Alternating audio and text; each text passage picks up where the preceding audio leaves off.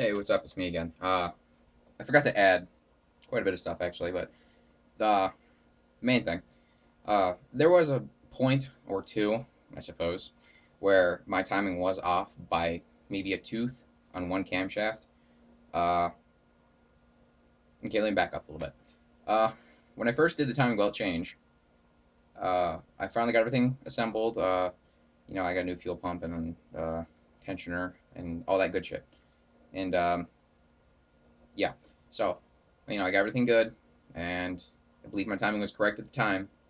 And my car was jacked up, and what I had done, because I was checking, to make sure everything was in time, I had my ratchet still on my crankshaft pulley. So when I started the car, it ended up flying up and smacking, and it definitely, it just cracked the bolt. I mean, not cracked it, but opened up the bolt. So I was like, okay, that's no big deal, whatever. And the car started. That's the main thing. After my original timing belt change, the car started, and it ran fine. And that's where I was expecting, I am expecting to hear you bent some valves. I can compression because all your valves are bent, or some of them are bent, and that's probably true. I haven't gotten that yet. Gotten that far yet. Realistically, I've not torn into an engine ever. I'm just working my way up to that. Big engines, car engines are not my thing, but I'm gonna try. Anyways, point being, the car started, ran great. The timing belt wasn't flapping around making any noise. Everything was good to go. It cracked, and I was like, okay, no big deal. Tightened her back up, uh, put the wheel back on, lowered the car, tried to start, nothing. I mean, free spinning. So I don't know what possibly could have happened. One thing I did notice was my crankshaft position sensor. Yeah, crankshaft position sensor was, I don't remember if it was cracked. I think it was. It might have been cracked a little bit or something like that. And I thought, hey, maybe that broke a little bit or something goofy happened with it, whatever. So I got a new one. Same problem.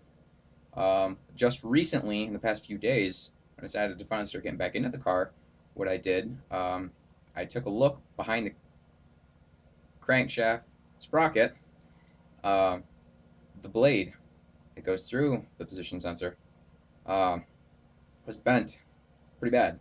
Not like one was crazy, like, no. I mean, it was all a little askew. You held it up, things didn't look right. It was bent. You could tell it smacked off of a couple things, and the pins were all busted off.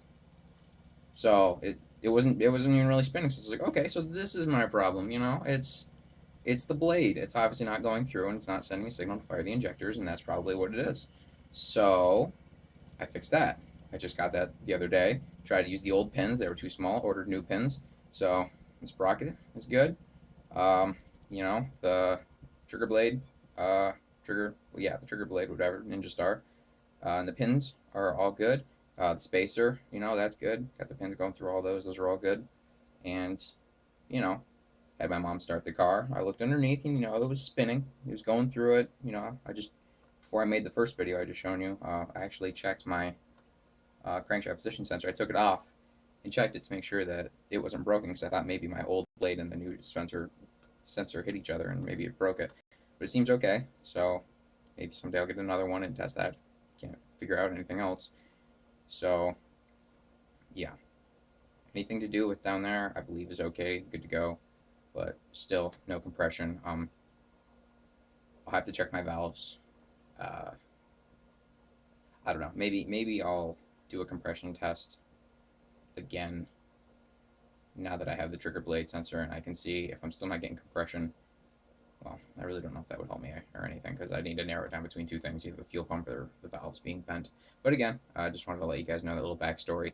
And I didn't hear any valves bending at all anytime that I thought I might have been out of time. Um, I never reefed on the pulley when I was adjusting it. So, if I felt there was some resistance, I backed off a bit, checked the timing, make sure that there was, no valves touching, and then I continued. Uh, or I should say that there was, the timing wasn't gonna mess with it.